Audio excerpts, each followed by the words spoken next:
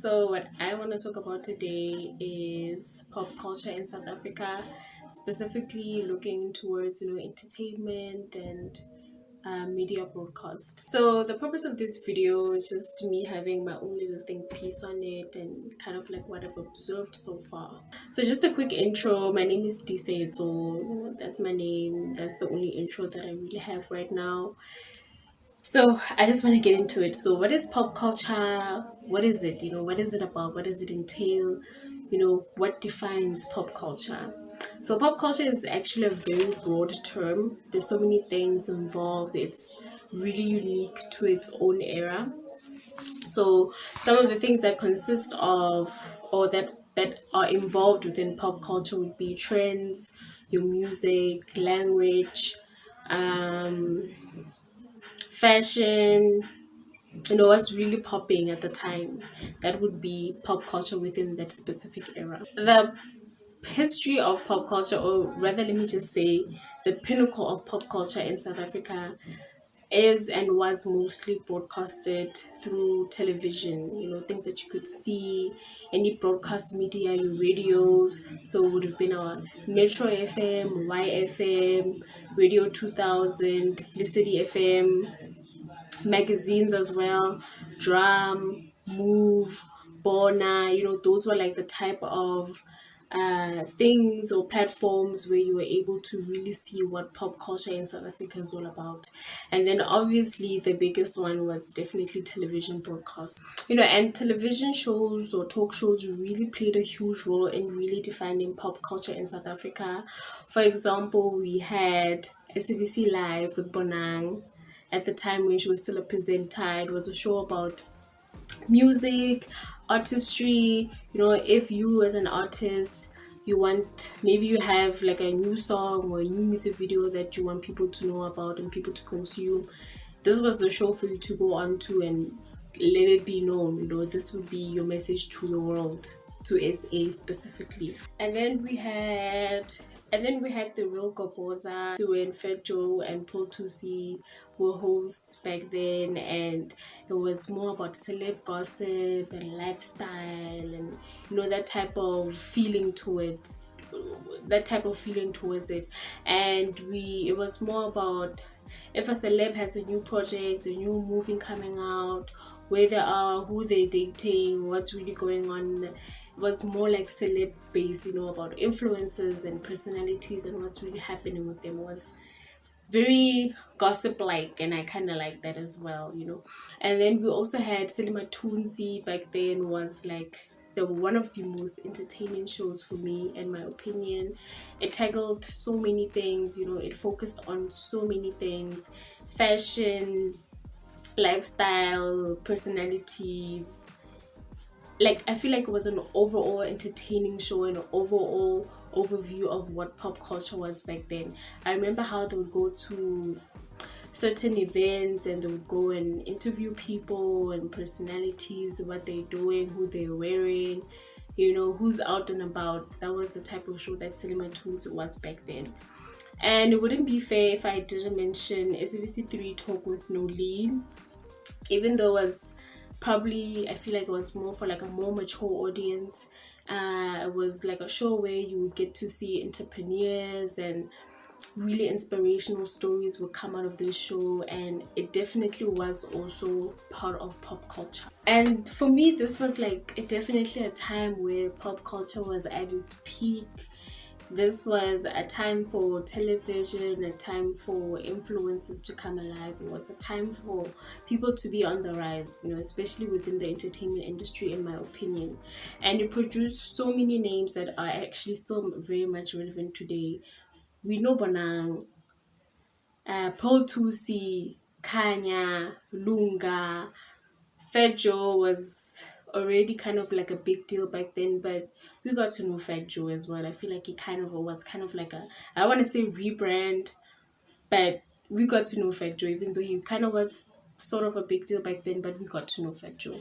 And I believe with time, obviously as time goes by, there was some sort of a shift and within pop culture where things were being a little bit more modern. It was moving towards a more vibrant and the shift within pop culture was definitely captured within the entertainment industry, in my opinion, as we had V Entertainment. I feel like V Entertainment, or Vuzu, actually at the time, the whole overall program Vuzu was one of those television programs that really captured this shift within pop culture. We were met with so many new faces as well, new personalities. We were introduced to Dinewo, Numuzi, Lala, Scoop, Shane Eagle as well, way before he became like a superstar that he is today. He was also part of the presenting team within the V Entertainment crew. And like I said before, this was definitely a time for influencers, a time for people to be on the rise. For example, Kanye Bao back then, or at this time, was definitely one of the biggest influencers. She was the it girl. Whenever you would turn on to Vuzi's 10 over 10, she was like probably the main topic in almost all of the, okay, not all of the episodes, but in most of those episodes, Kanyumba was always mentioned somehow. She was always in there. She was definitely like the it girl of the time. And also, just to mention that Vuzi's 10 over 10 was definitely like one of the biggest and most successfully produced television shows we have ever had in South Africa. So even though Vuzu kind of like stopped airing and got cancelled, I still believe that Vuzu as a whole program will still be relevant in today's era, even though I'm aware that we are moving towards more of like a social media based type of era. You know, everything, all the information that we get is from social media. All the influences, all the trends, all the fashion, anything that has to do with pop culture, we mostly consume it through social media. Your YouTube, Twitter, and Instagram are the main platforms where you're able to consume pop culture, more specifically in South Africa. And I think it's kind of sad to see the downfall of television shows or TV or talk shows like Live and Cinema Tunzi, Bunodin. Like, it's like we don't have those type of shows anymore. And I guess someone could argue that maybe because we live in an era where people don't really watch television like that anymore. People don't really relate to what's on television in any way. I really do feel like television or the entertainment industry as a whole, the broadcast of it all, has so much potential in South Africa. Potential that is being neglected, and it's very painful to watch and to see it happen this way, because we have so many creatives, we have so many artists, we have so many people that are just a whole talent pool of people, and they do not have those platforms or foundations in place for them in order for them to be able to grow, in order for them to be able to put themselves out there, to have many opportunities and channels in order for you to be able to be something of yourself, in order for you to kind of produce whatever it is that you're producing creatively for the masses in order for them to consume. It's like we do not have that anymore. There are actually so many things that really contribute to pop culture today in South Africa, but I feel like they're just not captured to its full potential. There are also so many gaps within the entertainment industry that are not being fulfilled. For example, we have Moja Love. That was like, I feel like one of the biggest gaps ever. It should have been something that should have been implemented like long time ago, but it's okay. You know, it's a different era and it's fine. As much as I might not be the target audience, so you might not be the target audience for it, but it is something that really does define pop culture in South Africa either way. There are also another gap also that I've noticed within the South African pop culture is podcast. We don't have the podcast, guys. Not okay. I am aware that we do have the podcast in it, but whenever I think of a podcast, the one podcast that really comes to my mind is Podcast and Chill with McG and Saul. Now, they're actually very it's a very controversial type of podcast, you could say, because of the interactions that they've been receiving. There's some people that do not agree with some of the things that they say, But either way, they were able to find a market that was neglected, and they were able to fulfill that. They're able to entertain. They're able to incorporate things that are happening within the pop culture in South Africa. For example, I wanted to know about Nhlanhla Lux. I didn't really know what he was about. What's his story? What's this Operation Dudula, like what's going on? And once he was on the show, I was able to get a sense of, okay, what is it that's happening? I was able to consume this type of information from him himself through the show. So I feel like this is the type of material that is needed within SA, is something that shouldn't be so neglected. I feel like this is definitely the time for pop culture to be like flying off the roof within each and every single channel, within each and every single platform, not just social media based. There's so many channels, there's so many gaps that are within the entertainment industry in South Africa that are just being neglected. I definitely do not think that it's fair for you as a creative to be relying on social media in order for you to stay relevant. It's just not a fair thing to do. There's something that's lacking. I mean, we have about like 2 or 3 accounts on Twitter that report on celeb gossip and who's doing what, who was wearing what, who is in a new movie. Why are there only those few little accounts that really do get the interaction? I feel like it's just kind of paints a picture of something lacking within SA, within the whole entertainment industry, the marketing, the advertising, the film.